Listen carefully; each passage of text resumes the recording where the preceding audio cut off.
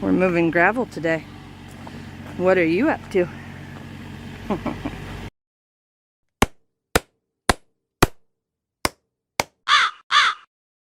Okay, well, I thought it was an important time to do a little bit of an update. So, you know, we've been collecting tires. Not for a long period of time. In fact, we had these tires for, I think they were on the property for less than 24 hours. This particular batch, all the other ones were pretty much broken down before somebody decided to drive by and report us to the State Department of Environmental Preservation, I believe it is. It's an enforcement bureau that enforces environmental protection laws, like burying tires. And tires are usually considered to be a solid waste. So something that's important to clarify what we're doing here is we're not burying tires.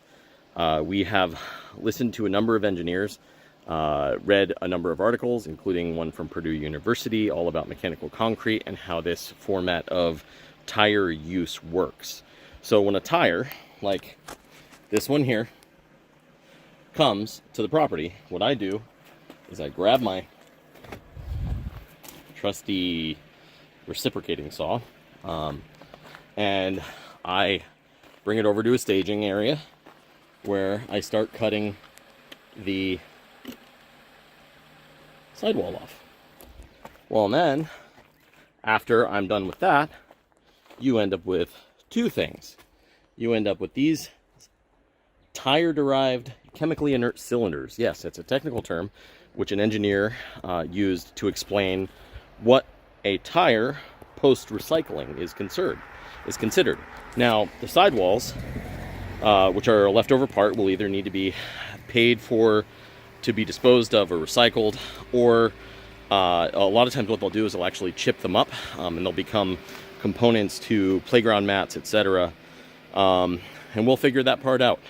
We're willing to pay that fee in order to put this many pieces of used materials to work to keep our driveway resilient and durable throughout the years. And I mean, do you want to see tires stockpiled on the side of the road until we can afford to have them taken care of?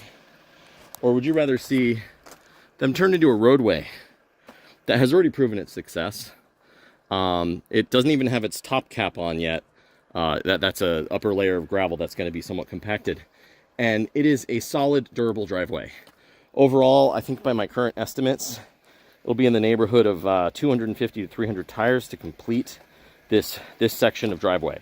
Which, at that point, we're going to be out of the mucky, muddy, really rough areas to work in, so we might be able to just change course and do gravel or dirt, from most other points up, especially if we end up in a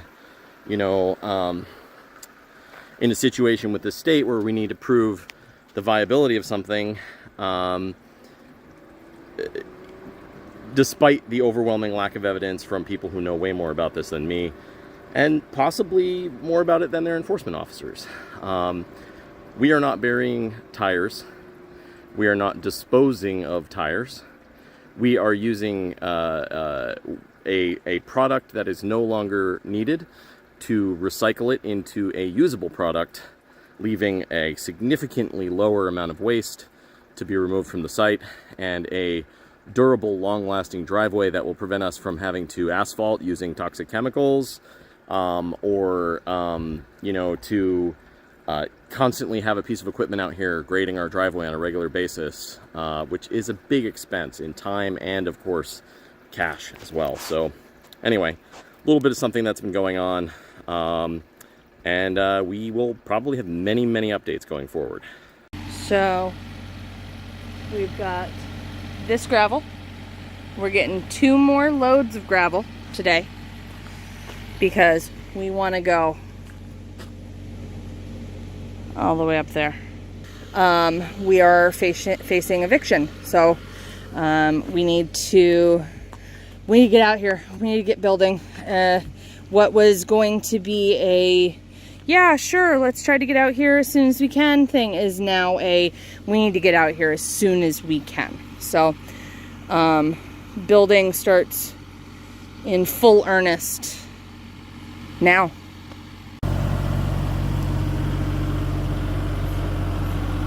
It's Kubota time.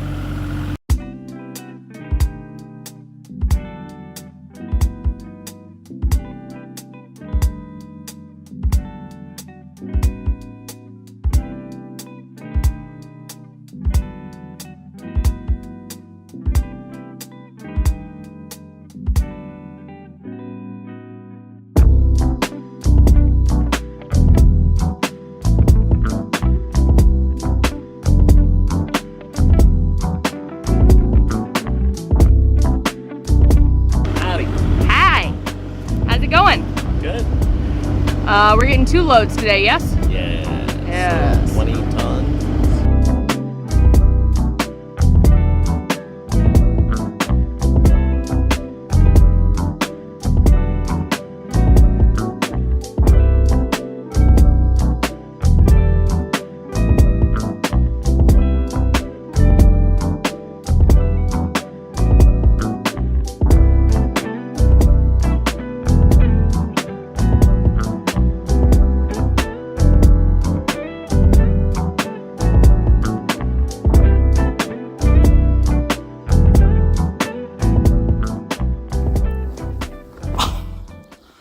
Forgot how much work that is. Nothing like shoveling gravel to remind you just how old and tired you can be sometimes. Native plum. We'll see how it does. I'm gonna make there's a little shrew that lives down here. I'm gonna make him very, very nervous. This is like his highway. He runs all the way down and through there.